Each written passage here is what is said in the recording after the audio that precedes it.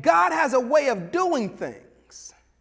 And since God has a way of doing things, when we try to apply our human understanding to what God is doing, we're never going to get it right.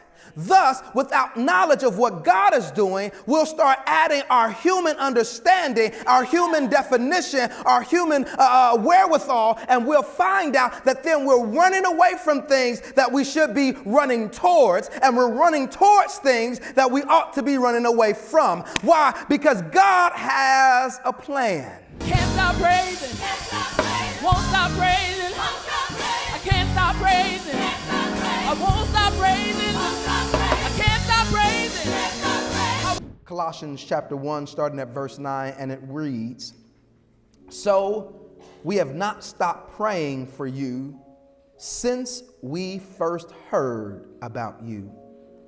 We ask God to give you complete knowledge of his will and to give you spiritual wisdom and understanding. Then you will live, then the way you live will always honor and please the Lord, and your lives will produce every kind of good fruit. All the while, you will grow as you learn to know God better and better. We also pray that you will be strengthened with all of his glorious power, so you will have all the endurance and patience you need.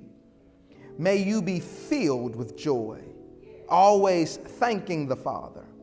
He has enabled you to share in the inheritance that belongs to his people who live in the light.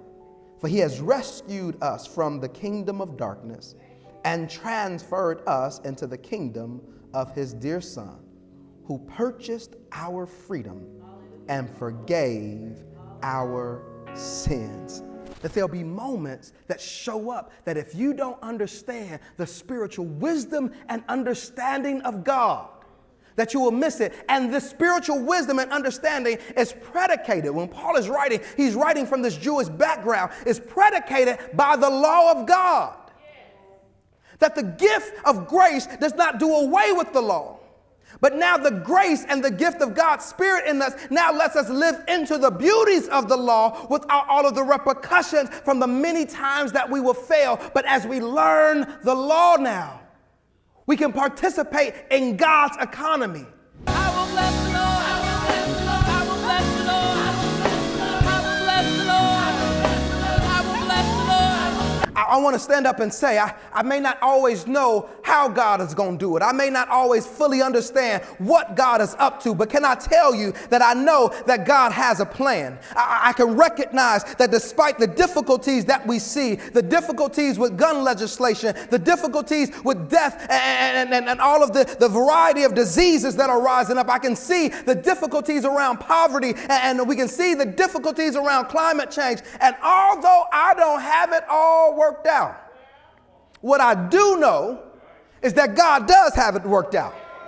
And if I know that God has it worked out, then I don't have to worry about it. All I got to do is follow what God is telling me to do. Every moment and every word from God may not always give you the thing that you want. Some of them may hurt. Some of them may be challenging. Some of them may tell you to do things that you thought you would never be able to do. Some of them may send you back to places that you promised you'd never go again. Some of them may send you to people that you never ever want to see again.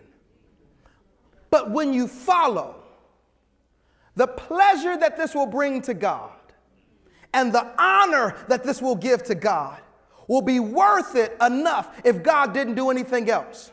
What are you saying? Meaning that your blessing doesn't have to be something tangible, but it's the fact that God is smiling on you. I will bless the Lord at all times.